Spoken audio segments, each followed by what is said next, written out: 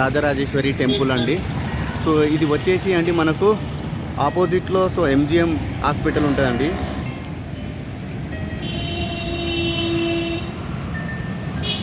అదే అండి మన వరంగల్లో ఉన్నటువంటి మహాత్మా గాంధీ మెమోరియల్ హాస్పిటల్ అండి. ఇది ఎంజిఎం హాస్పిటల్ అండి.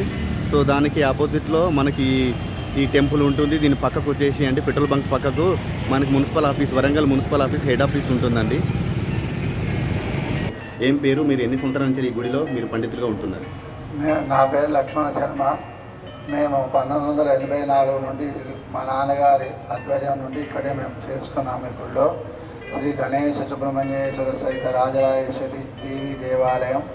ఇది శ్రీ వద్దిరాజ వెంకటేశ్వరరావు గారి చైర్మన్ గారి యొక్క ఆధ్వర్యంలో ఈ గుడిని నడపబడుతుంది. ఈ గుడిలో విశేషత ఏంటంటే, ఈ గుడిలో ప్రత్యక్షంగా సుబ్రహ్మణ్యేశ్వర స్వామి సర్పం 9.5 అడుగుల నల్ల త్రాచి గుడి మొత్తం తిరుగుతుంటుంది. ఈ గుడిలో ఏ కోరికలతోనే కానీ ఈ గుడిలోకి వస్తే ఆ కోరికలన్నీ దిగ్విజయంగా అవ్వడం ఇక్కడ జరగడం విశేషం. ఇక్కడ చాలామంది భక్తులు కూడా వస్తుంటారు. ఈ గుడిలో ఎలాంటి పూజలకు ఎలాంటి రుసుములు లేకుండానే అన్యోన్య సహాయంతో ప్రతి ఒక్క కార్యక్రమాలు చేయడం జరుగుతుంది. ఈ గుడిలో ప్రతిరోజు ఉదయం 6 నుండి 12 గంటల వరకు అమ్మవారికి ప్రాతకాల పూజ, భక్తులకు విశేష పూజలు, మరియు సాయంత్రం 5:30 నుండి రాత్రి 8 వరకు అమ్మవారికి శ్రీచక్రార్చన పంచార్చనలు అంటే గణపతి, లలిత, రాయశ్యామల, వార్తాలి, పర, ఇవి విశేషమైన ఆవరణార్చనలు అండి. ఇవి ప్రతిరోజు నిత్యం అమ్మవారి సన్నిధిలో జరపబడతాయి. తర్వాత పోతే అంటే ఈ గుడి లోపల చైత్రమాసంలో వసంత నవరాత్రులు ప్రతిపది పౌర్ణమి వరకు చేస్తామండి. శ్రీరామనవ కళ్యాణం చైత్రశుద్ధ నవమి రోజు చేస్తాము. వైశాఖ మాసంలో శంకర జయంతి పురస్కరించుకొని శివ కళ్యాణం చేస్తాము.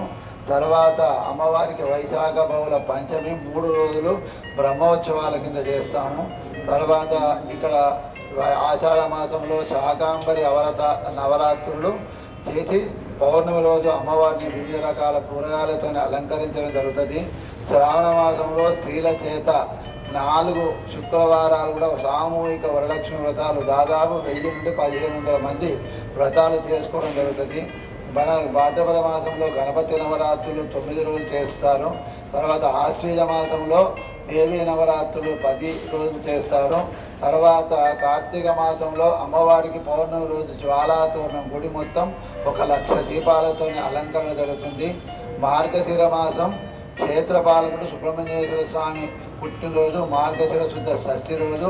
ఆ రోజు స్వామివారికి విశేషంగా ఆవు పాలతోని దాదాపు 240 లీటర్ల పాలతోని స్వామివారికి అభిషేకం చేసి, అప్పుడు అయ్యప్ప దీక్షలతోని అయ్యప్పలు ఉంటారు కాబట్టి వాళ్ళందరికీ 1018 మంది అయ్యప్పలకు, నాన్న అయ్యప్పల అందరూ కలిపి 3000 నుండి 4000 మంది వరకు ఆ రోజు భోజనాలు పెట్టడం జరుగుతుందండి.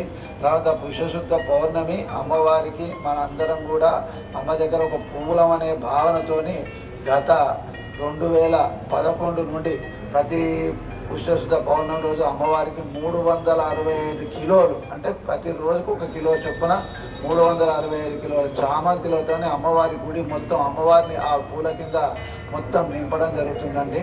తర్వాత మాఘమాసం లోపల అమ్మవారికి 15 రోజులు లలితా నవరాత్రులు అంటారు. అవి విశేషంగా ప్రతిపది పౌర్ణమి వరకు చేస్తూ తిథినిత్య హోమాలండి, తిథినిత్య అర్చనలు.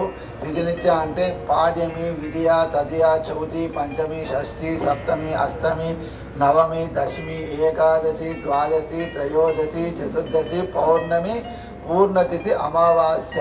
ఈ 16 తిథులకు ఆవరణార్చనలు అండి. వాటికి విశేషంగా జపాలు ధారపోసి 4 నెలల ముందు జపాలు ధారపోసి ప్రతిరోజు ఏ తిథి నిత్యగా ఆ తిథి నిత్య హవనాలు చేసి అమ్మవారు మాఘశుద్ధ చతుర్దశి రోజు అమ్మవారు ఆవిర్భవించింది. మాఘబౌళ చతుర్దశి రోజు శివుడు ఆవిర్భవించాడు. అందుకనే ప్రతి మాఘశుద్ధ చతుర్దశి రోజు అమ్మవారికి విశేషంగా 2 లక్షల పైచిలుకు గాజులతోనే అమ్మవారికి అలంకరణ చేయడం జరుగుతుందండి. తర్వాత శివరాత్రి లింగోద్భవ కాల అభిషేకం. 1 సంవత్సరంలో 2 అభిషేకాలు మాత్రమే అమ్మవారు ఓపెన్గా భక్తులకు కనబడేటట్టు చేస్తామండి. అది ఒకటి వైశాఖ బహుళ పంచమి, తర్వాత మాస శివరాత్రి లింగోద్భవ కాల అభిషేకం అండి. ఈ 2 అభిషేకాలే భక్తులకు అమ్మవారు కనిపించే అదండి. ఇవి కాక విశేషంగా అప్పటిదప్పుడు ఏమన్నా కార్యక్రమాలు అన్యోన్యంగా భక్తుల సహాయంతో ఇక్కడ పూజలు జరుగుతుంటాయి.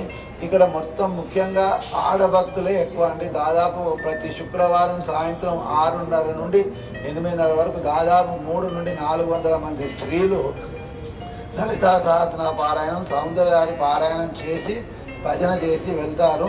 ప్రతి పౌర్ణమి అమ్మవారికి మణిద్వీపంలో పాలు ఒక పళ్ళెంలో పోసి దాంట్లో చంద్రబింబాన్ని చూస్తూ అమ్మవారి ముందర మణిద్వీపంలో సువాసినులు అక్కడ పారాయణం చేయడం అనేది మణిద్వీపంలో జరుగుతుంది. అదే పద్ధతి ఇక్కడ 84 నుండి ప్రతి పౌర్ణమి ఒక పళ్ళెంలో పాలు పోసి చంద్రబింబాన్ని చూస్తూ అమ్మవారి ముందర లలితా సహస్రనామ పారాయణం చేసి ప్రతి పౌర్ణమి కూడా భోజనాలు చేయడం జరుగుతుంది. ఈ గుళ్ళో ఏ పూజ జరిగినా ఫస్ట్ భక్తులందరికీ అన్నప్రసాద వితరణ అనేది మొదటి దగ్గర నుండి అన్నపూర్ణ గుడి అంటే రాజరాజేశ్వరి గుడి అనండి. ఇలాంటి కార్యక్రమాలన్నీ ఈ అమ్మ సన్నిధిలో చేయడం జరుగుతుంది. అమ్మవారి యొక్క అనుగ్రహం మన భక్తజనాల మీద చాలా ఉంది. అమ్మ ఎప్పుడు కూడా సదా మనందరం ఎప్పుడు కూడా మనం వెన్నంటి ఉంటుంది. అలాంటి అమ్మ కృప మీ అందరికీ కూడా ఉండాలని కోరుతూ బోలో రాజరాజేశ్వరి మాతాకి జై.